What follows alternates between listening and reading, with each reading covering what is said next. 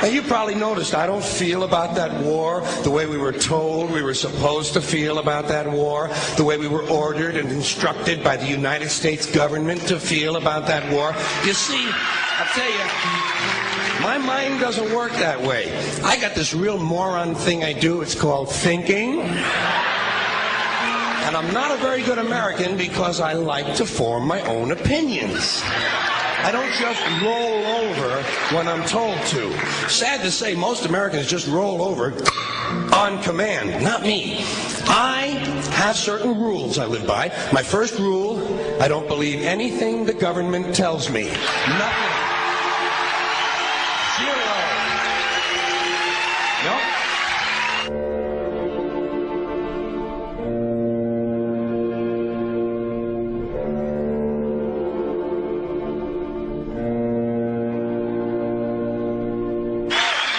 And I don't take very seriously the media or the press in this country, who in the case of the Persian Gulf War were nothing more than unpaid employees of the Department of Defense, and who most of the time function as kind of an unofficial public relations agency for the United States government. So I don't listen to them. I don't really believe in my country. And I gotta tell you folks, I don't get all choked up about yellow ribbons and American flags. Now, to balance the scale, I'd like to talk about some things that bring us together. Things that point out our similarities instead of our differences. Because that's all you ever hear about in this country is our differences. That's all the media and the politicians are ever talking about, the things that separate us, things that make us different from one another. That's the way the ruling class operates in any society. They try to divide the rest of the people. They keep the lower and the middle classes fighting with each other so that they, the rich, can run off with all the fucking money. Fairly simple thing happens to work. You know, anything different, that's what they're going to talk about. Race, religion, ethnic and national background, jobs, income, education, social status, sexuality, anything you can do, keep us fighting with each other so that they can keep going to the bank. You know how I describe the economic and social classes in this country? The upper class keeps all of the money, pays none of the taxes. The middle class pays all of the taxes, does all of the work. The poor are there just to scare the shit out of the middle class. Keep them showing up at those jobs.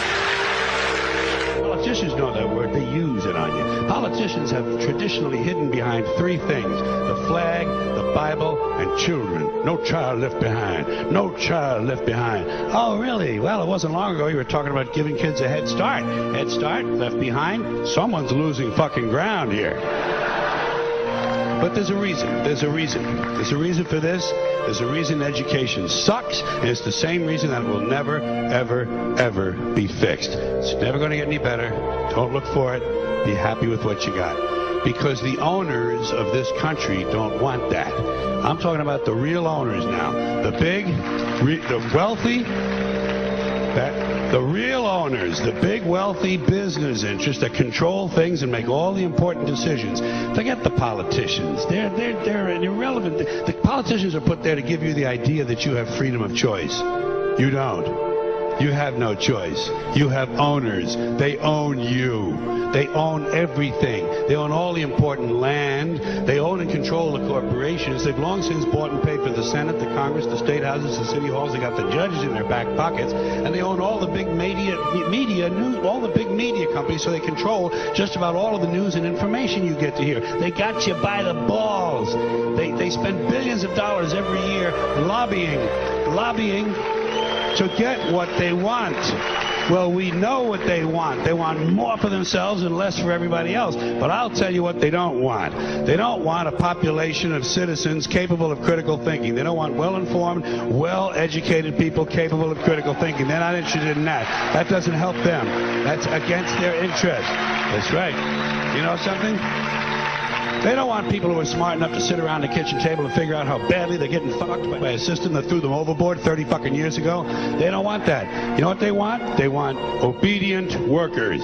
Obedient workers, people who are just smart enough to run the machines and do the paperwork, and just dumb enough to passively accept all these increasingly shittier jobs with the lower pay, the longer hours, the reduced benefits, the end of overtime, and the vanishing pension that disappears the minute you go to collect it. And now they're coming for your Social Security money. They want your fucking retirement money. They want it back so they can give it to their criminal friends on Wall Street. And you know something? They'll get it. They'll get it all from you sooner or later because they own this fucking place. It's a big club, and you ain't in it.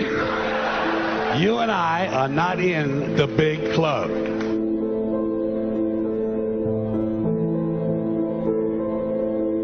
The greatest form of control is where you think you're free when you're being fundamentally manipulated and dictated to.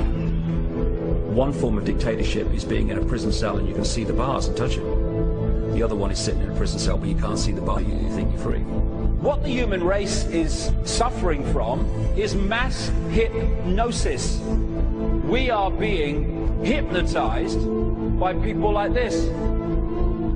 Newsreaders, politicians, teachers, lecturers. We are in a country and in a world that is being run by unbelievably sick people.